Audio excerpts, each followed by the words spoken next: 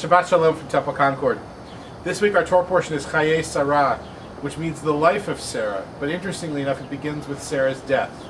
And there's this fascinating juxtaposition of life and death that comes with that title. If we say the death of Sarah, then we only are talking about her demise and the end of her day.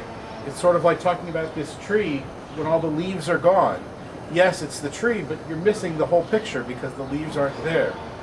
Rather, when we change it and call it Chaye Sarah, the life of Sarah, then we focus not just on her passing, or the tree without the leaves, but the whole existence of Sarah, all of who she was, all of who the tree was with its full leaves and its fullness and joy and beauty and color.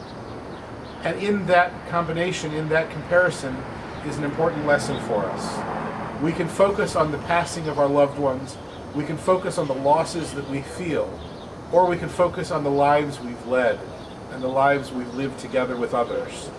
And I think in the simple naming of the Torah portion, even though we know the name comes from that first verse, in that simple choice of words, our tradition is teaching us something profound.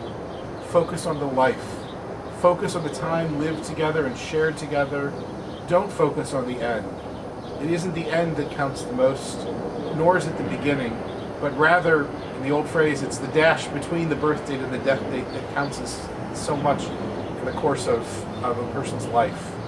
And that's how we Jews see the world.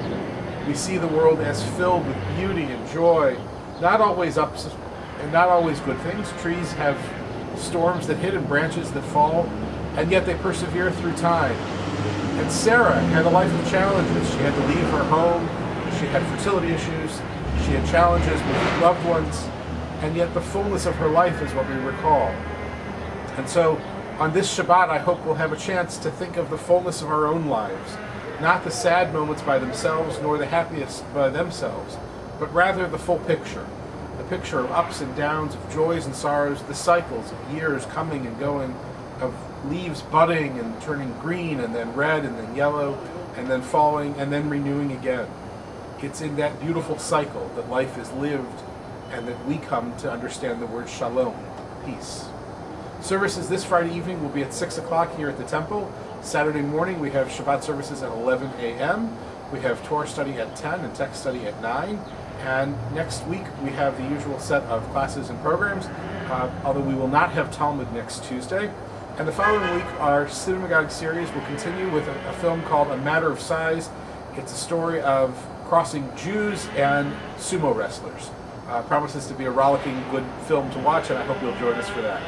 For now, though, I wish you a Shabbat of fullness, of enjoying the beauty of the autumn as it's coming to a close, not dreading the winter as it's coming, but rather recognizing the importance in going through all of these cycles and living a full life.